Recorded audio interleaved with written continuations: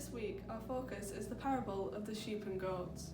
This parable teaches us that every time we help the least of human beings, we are doing it for God.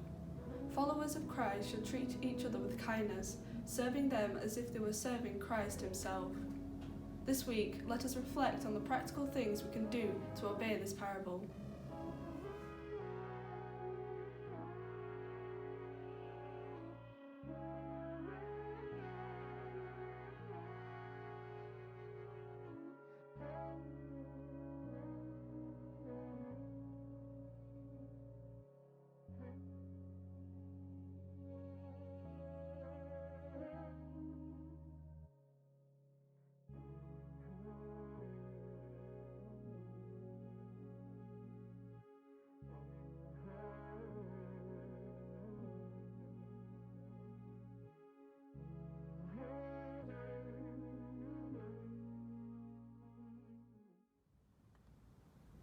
Good afternoon.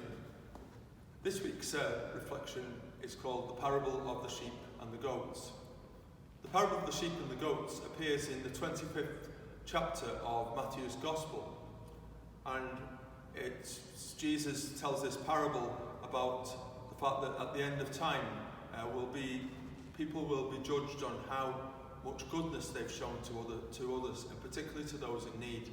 And he compares it to being like a shepherd who separates the sheep on one side from the goats on the other, separation.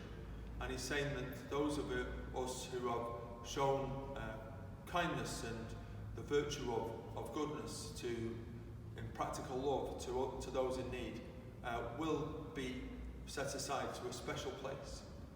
He says that the virtues he asks us to practice are those simple things in many ways that we're asked to show love by giving food to those who are hungry, by giving something to drink to those who are thirsty, by welcoming strangers, by welcoming the stranger, by visiting the sick and those in prison, and giving clothes to those who do not have enough to wear. All those are to do those little acts of kindness, or big acts of kindness in some cases, are to show kindness and love to God, to Christ himself. If we neglect to do those things, then we're going to be on the other side. We're going to be answerable for those things, because he says that you've neglected to do it to me. If you've shown kindness, you've shown it to me. If you've neglected to show kindness, you've turned your back on me. So we're going to be answerable for that. So we are also, perhaps in this, tells us that to do something kind is to do it for Christ himself. So we are saying that it's not an optional extra being kind to other people. Jesus is saying it's essential for our own salvation. So perhaps in this coming term, this coming week, we can look for all the opportunities that there are to show kindness and help to those who need our help, and to dig a little bit deep to be able to do that. And when we're doing that, we know that we're being pleasing to God. Thank you very much. In the name of the Father, and of the Son, and of the Holy Spirit. Dear God, the world is full of those who are hungry, thirsty, and in need of our help. Teach us to recognize you in those who we encounter.